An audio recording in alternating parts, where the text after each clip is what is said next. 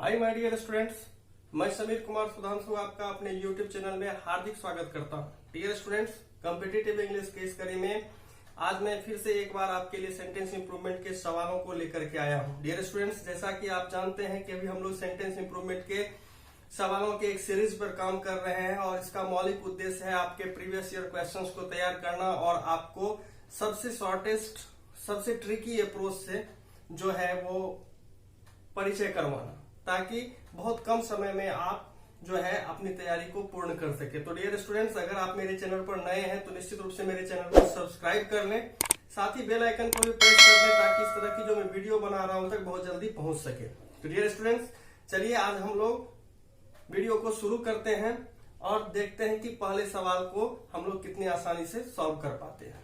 जैसा कि आप बोर्ड पर लिखा हुआ देख रहे हैं, सवाल है आपका कि one of my friends are going to Mumbai tomorrow. यहाँ पे ऐसा सेंटेंस लिखा हुआ है और यहाँ पर ध्यान दीजिए कि आर जो है आपका वो अंडरलाइंड पार्ट है। डियर स्टूडेंट्स, आपको सेंटेंस इंप्रूवमेंट में ये देखना होता है कि जो सेंटेंस आपका क्वेश्चन के रूप में है उसका जो अंडरलाइंड पार्ट है उसमें कोई ग्रामेटिकल एरर तो नहीं है, या वो underlined part according to the meaning of the sentence सही है या नहीं है, ये देखना होता है। और यहाँ पे आपको मैं बता दूं कि अंडरलाइंड पार्ट के लिए आपको ए बी सी के रूप में जो है वो तीन आपको जो है ऑप्शन भी दिए गए हैं।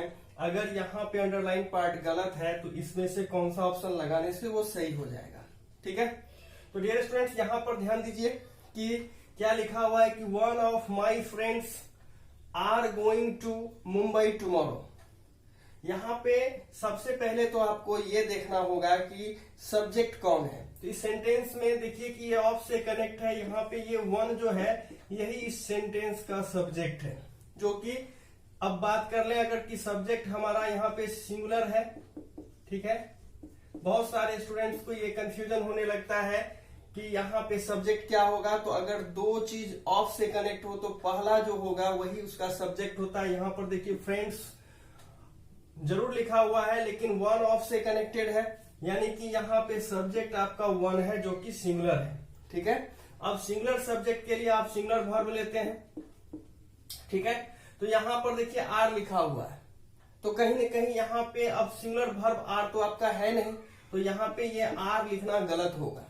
ठीक है, इसका मतलब है कि हमारा ऑप्शन डी अब गलत हो गया। ये नो इम्प्रूवमेंट तो अब होगा नहीं। ठीक है, नो इम्प्रूवमेंट हम तब लेते हैं जबकि इसमें कोई एरर नहीं होता, तब लेते हैं। ठीक है, अब यहाँ पे सही क्या होगा, तो यहाँ पर देखिए कि आपको विल है, इज है और हैज बीन है।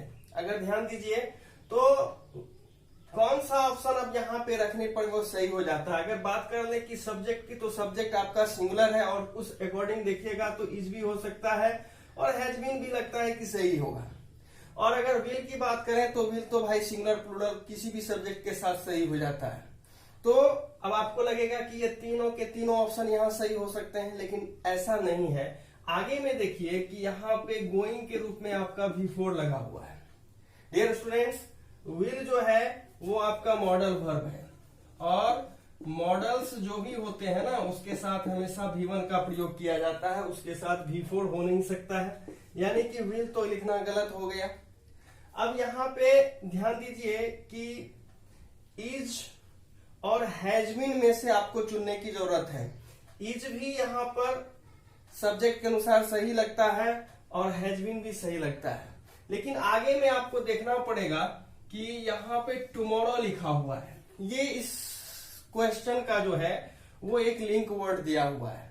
ठीक है, तो डियर स्टूडेंट्स, जैसा कि आप ध्यान देंगे तो लगेगा कि one of my friends is going to Mumbai tomorrow लिखा हुआ भी सही है और हैज बीन के बाद भी आपका जो है वो V4 का प्रयोग जो यहाँ पे गोइंग है वह भी लिखा हुआ सही हो सकता है।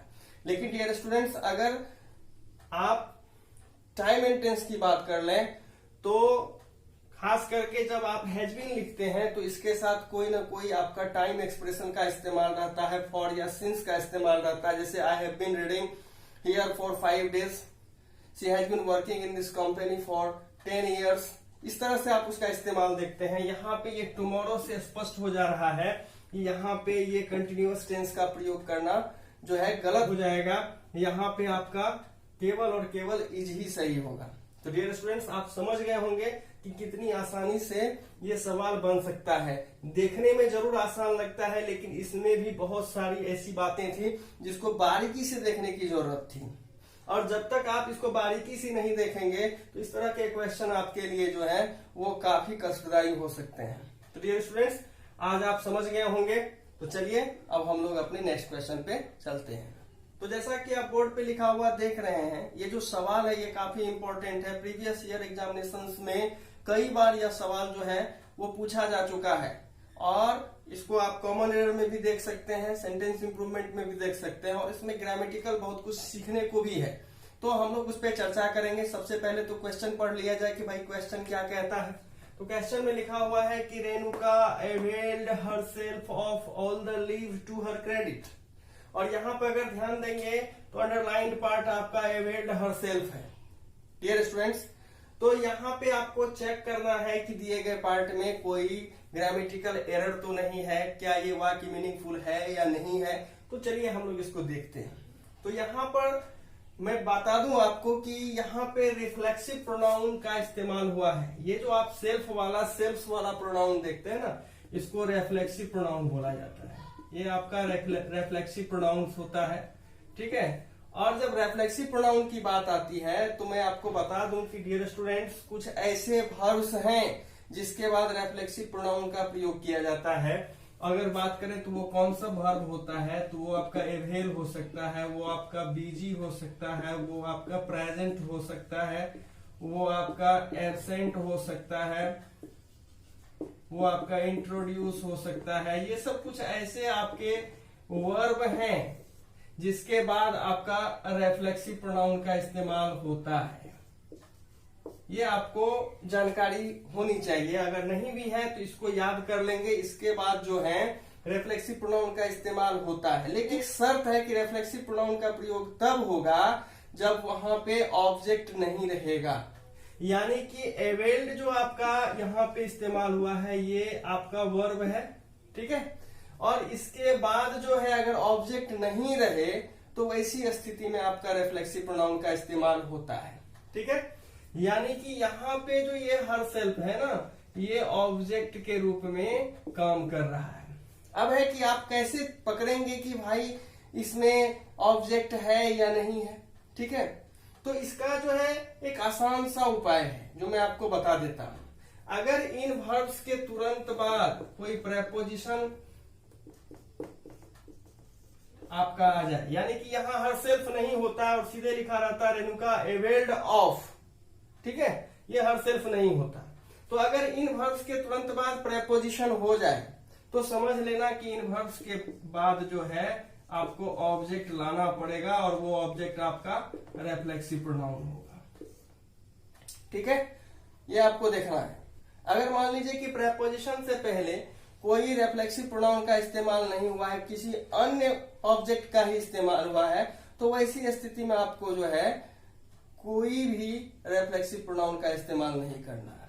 जैसे कि अगर मान के चलिए ऐसा लिख दिया जाए कि आई अवेल्ड दिस अपॉर्चुनिटी, तो यहां पर देखिए कि दिस अपॉर्चुनिटी के रूप में डायरेक्ट ऑब्जेक्ट का इस्तेमाल हुआ है। तो ऐसी स्थिति में अवेल्ड के बाद अगर ऑब्जेक्ट आ जाता है तो ये वाक्य सही होता है। लेकिन यहाँ पर देखिए कि अवेल्ड और प्रेपोजिशन के बीच में जो है आपका रिफ्लेक्सिव बैठा हुआ, ये इसलिए बैठा हुआ है कि मैंने क्या कहा कि अगर इन वर्ब्स के बाद कोई प्रेपोजिशन डायरेक्ट आ जाए तो समझ लेना कि भाई उसके बीच में जो है एक ऑब्जेक्ट आएगा, और वो ऑब्जेक्ट कौन होता है, तो वो आपका रिफ्लेक्सिव प्रोनाउन ही होता है, ठीक है। अब चूंकि रेणुका यहाँ पर जो है वो फेमिनिन जेंडर है, इसीलिए यहाँ पे हरसेल्फ का प्रयोग हुआ है। तो आप क्या देख रहे हैं कि ये जो सेंटेंस लिखा हुआ है कि Renuka availed herself of all the leave to credit, ये सेंटेंस सही लिखा हुआ है। क्यों?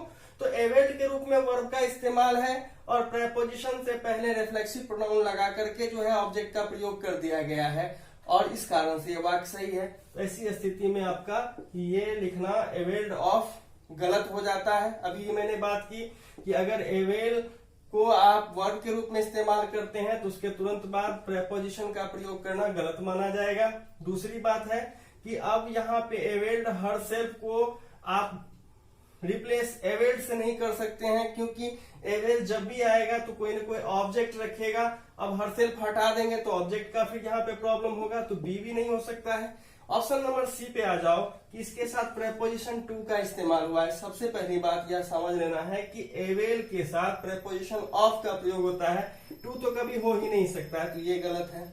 और वैसे भी हम लोग आंसर निकाल चुके थे कि वो लिखा हुआ सही क्वेश्चन में था, तो इसका आंसर आपका नो इम्प्रूवमेंट ही सही है।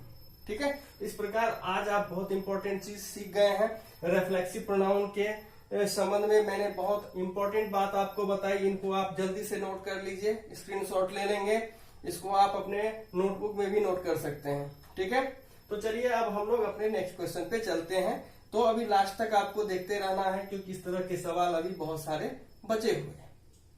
जैसा कि आप बोर्ड पे लिखा हुआ देख रहे हैं, ये तीसरा सवाल भी काफी इंपॉर्टेंट है, कई प्रतियोगिता परीक्षाओं में यह पूछा गया है, तो इसको भी थोड़ा सा समझ लेना है। और स्पोकन में भी इस लाइन का इस्तेमाल होता है। तो डियर स्टूडेंट्स, यहाँ पर देखिए लिखा हुआ है कि I prevailed on him to vote for you, और यहाँ पर देखिए कि जो अंडरलाइन पार्ट है वो आपका ऑन है। यहाँ पे आपको चेक करना है कि ऑन लिखा हुआ सही है या ऑन लिखा हुआ आपका जो है गलत है, या यह मीनिंग जो है सही दे रहा है या नहीं दे रहा है। तो डियर स्टूडेंट्स, मैं आपको बता दूं कि प्रीवेल जो आपका वर्ब है, प्रीवेल के साथ में आपका प्रेपोजिशन ऑन का भी प्रयोग होता है, अपॉन का भी प्रयोग होता है। ऑन समबडी और अपॉन समबडी दोनों सही है।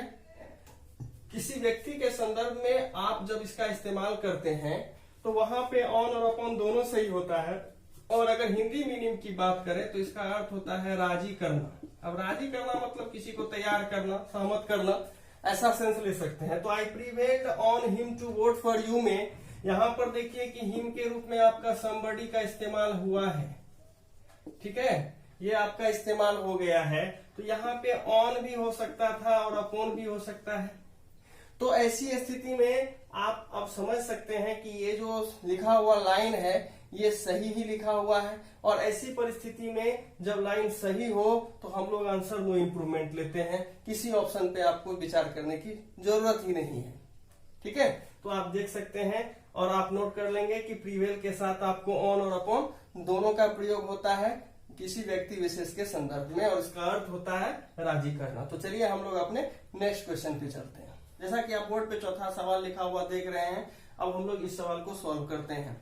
तो देखिए लिखा हुआ है कि I have dreamed all my life to own a beautiful maroon coloured car, ऐसा लिखा हुआ है। और यहाँ पर ध्यान दीजिए कि टू ओन जो है इसको अंडरलाइन किया हुआ है। अब आपको देखना है कि यहाँ पे टू ओन का प्रयोग जो हुआ है ये सही है या गलत है, और अगर यह गलत है तो इसके जगह पे कौन सा ऑप्शन लगाएंगे कि ये सही हो जाएगा। ऑप्शन की बात कर लीजिए तो पहला ऑप्शन ऑफ ऑनिंग है, दूसरा टू ऑनिंग है, तीसरा एट ऑनिंग है, और चौथा नो इम्प्रूवमेंट है। तो डियर स्टूडेंट्स, यहाँ पे हम लोग चेक करेंगे। देखिए लिखा हुआ है ड्रीम्ड, मैंने स्वप्न देखा है। ड्रीम मतलब होता है सपना देखना, ड्रीम मतलब होता है सपना देखना, ख्वाब देखना। ठीक है, इसी का ये V3 ड्रीम्ड किया हुआ है। ठीक है, तो I have dreamed all my life to own. Own के बारे में बता दूं मैं आपको कि ऑन जो है अगर बात कर ले तो ये आपका डिटर्मिनर्स भी है। ठीक है, और डिटर्मिनर के रूप में इसका अर्थ होता है अपना। ठीक है, और अगर बात कर ले तो ये आपका वर्ब भी है, और वर्ब के रूप में अगर इसको देखेंगे तो इसका अर्थ होता है मालिक होना। ठीक है, ये अर्थ होता है। तो यहाँ पर अपना का कोई सेंस नहीं है, वो तो मैंने आपको जानकारी के लिए बता दिया।